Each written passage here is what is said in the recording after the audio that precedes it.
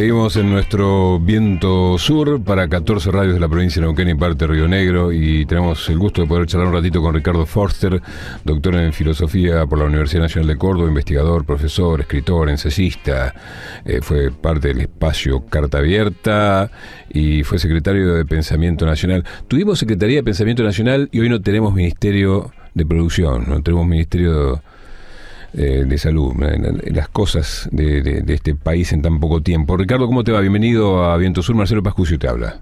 Bien, buenos días para vos. Bien, ¿Carta Abierta sigue existiendo como espacio? Sigue existiendo como espacio. Yo no participo en este momento, pero sí se siguen reuniendo con una cierta frecuencia, creo que un par de veces al mes. Sí, sigue existiendo. Sacan cada tanto alguna carta. Ricardo, cuesta caracterizar a este gobierno. Algunos hablan de oligarquía, otros hablan de la histórica burguesía nacional, otros dicen, no, son empresarios contratistas y operadores de mesa de dinero y nada más. ¿Cómo caracterizarías vos? Es una mezcla, creo que la mezcla. burguesía nacional no se corresponde en absoluto, porque todos sus intereses en verdad son antinacionales, ¿no? En realidad han renunciado a todas las herramientas de soberanía que un Estado que se precia de querer proteger a su ciudadanía suele guardar y utilizar. Doy ejemplos. No solamente el endeudamiento, que eso obviamente es el núcleo de la pérdida de soberanía. Por ejemplo, manejar el precio de los combustibles y de la energía. Hoy está en manos de los depredadores, de las empresas. Eso ya señala un problema estructural, porque si un Estado no controla el precio clave de la economía, no controla, por lo tanto, ninguno de los otros precios.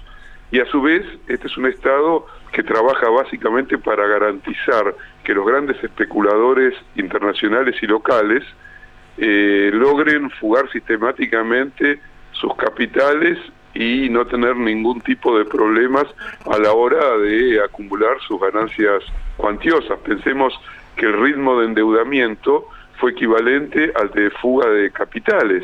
Eso significa que prácticamente por cada dólar que entró se utilizó o para pagar deuda o para permitir la fuga de capitales.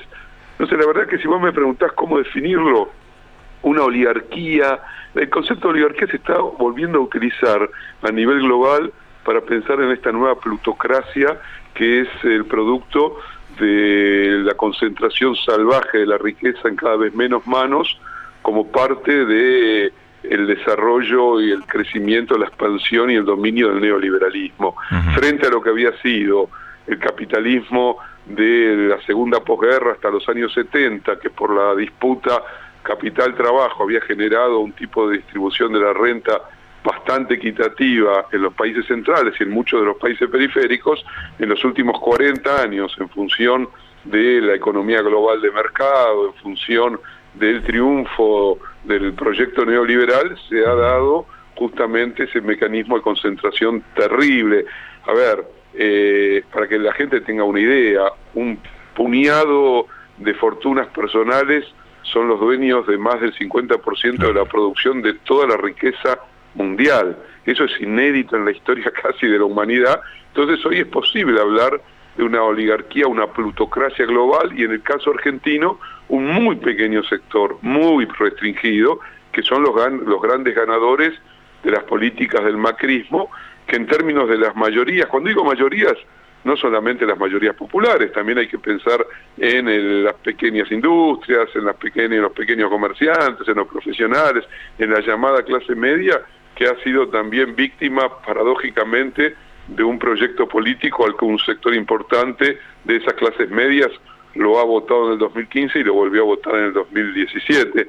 Pero sí, hay un sector muy pequeño, el de los exportadores cerealeros, agropecuarios, muy concentrado, el sector especulativo financiero, los bancos, y un pequeño sector de exportación industrial, que es una paradoja. Fíjate una cosa loca de la historia contemporánea argentina: no hay antecedentes en el mundo que un país grave sus exportaciones industriales, porque lo que hace todo país es justamente incentivar las exportaciones industriales. Bueno, este gobierno, por exigencia del Fondo Monetario, pues no tiene de dónde sacar un dólar más, no solamente que ha retomado las retenciones, sino que las ha extendido al conjunto de las exportaciones en general, lo que es una locura absolutamente demencial, pero con un agravante, que las retenciones se pagan en pesos, con lo que los exportadores, en granos por ejemplo, especulan con el aumento persistente del dólar,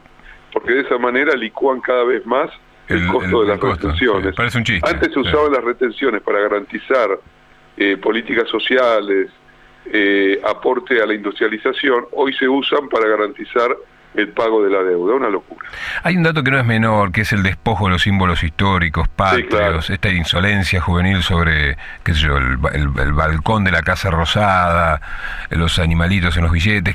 ¿A qué corresponde eso, según...? A ver, fíjate, ¿te acordás que hace un tiempo estuvo, no me acuerdo si estuvo en Neuquén o en Río Negro, me parece que estuvo en Neuquén, cuando era ministro de Educación Bullrich, que pronunció aquella frase: vamos a hacer la segunda campaña del desierto, pero en la educación? Sí, tremendo.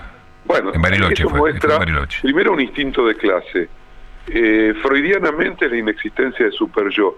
Dicen lo que les sale inmediatamente como parte de su ADN de clase, racista, revanchista, y por supuesto que tiene una relación con lo que uno imagina que es el vínculo con el lugar de pertenencia, lo que en otros términos se llama patria, y uno siempre la vincula a la patria no con símbolos puramente nacionalistas, sino con los afectos, las pertenencias, las solidaridades, el pago en el que uno nació, el proyecto compartido. Bueno, estos tipos no tienen un concepto de patria.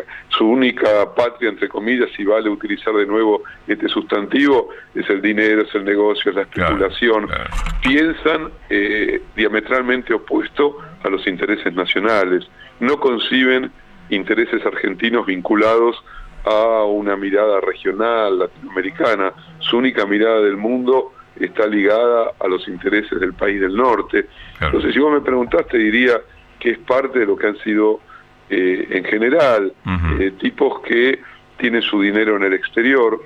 Casi todos los ministros de este gobierno tienen su dinero colocados en paraísos fiscales, en cuentas de banco en distintas partes del mundo, y cuando les preguntan por qué no los traen y por qué no tienen confianza, es lo que dijo el que nada más ni nada menos se encargó como ministro de Energía, viniendo de la Shell, construir un ministerio a la medida de las necesidades de las empresas expoliadoras de energía en la Argentina. Entonces, cuando las cosas son así, es muy difícil imaginar que tengan un mínimo interés compartido nacional. Ricardo, ¿estás trabajando en algún libro?